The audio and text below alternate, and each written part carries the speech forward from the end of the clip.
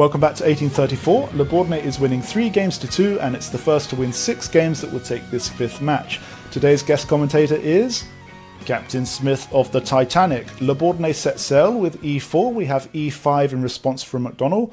Knight to f3, knight to c6, bishop to c4, bishop to c5, and once more Le Bourdonnais goes for the Evans Gambit. Now everybody knows all gentlemen must accept a gambit, and McDonnell, he's a gentleman, so of course he accepts. Now last time in game number 5, Le Bourdonnais won after 32 moves. In game number 3 it was after only 28 moves, so let's see if McDonnell can do a little bit better than that this time. He plays c3 to chase away the bishop, which retreats to a5.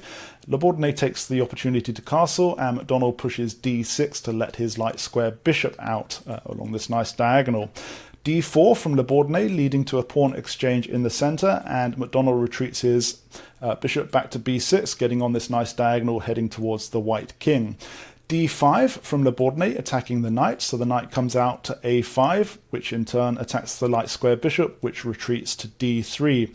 Knight to f6 now, just developing from McDonnell and clearing space for castling, and Le Bourdonnais is a little bit nervous about either the bishop or the knight coming to this square, so he pushes h3, and of course McDonnell castles.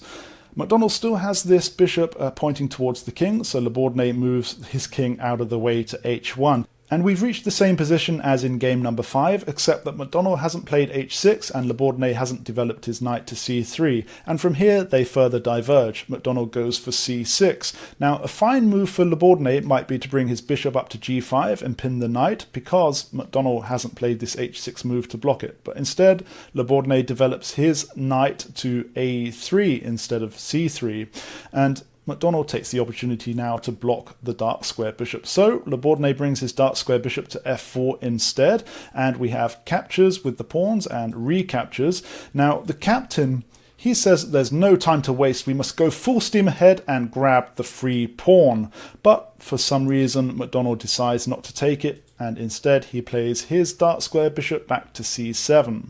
Le Bourdonnais continues his development by bringing his queen up to d2, and again he's left the central pawn undefended for the knight to pick up for free, but again McDonnell doesn't go for this. Instead he brings the knight back to h7. Perhaps he's worried about these pieces ganging up on the h6 pawn, maybe sacrificing the bishop to open up the king side this way, or maybe he's just preparing to rashly push forward all of his king side pawns. Whichever way, Le Bourdonnais continues with knight to b5. This is threatening the dark square bishop, but McDonnell is more focused on the development of his other bishop. He pushes the b pawn forward to give it space to come to b7. A much better move for McDonnell would have been to bring the dark square bishop to b6 instead of the pawn, because he's about to get wrecked. I'd like to see if you can spot the next winning move for Le Bourdonnais. I'll give you a couple of seconds, or you can even pause the video if you like.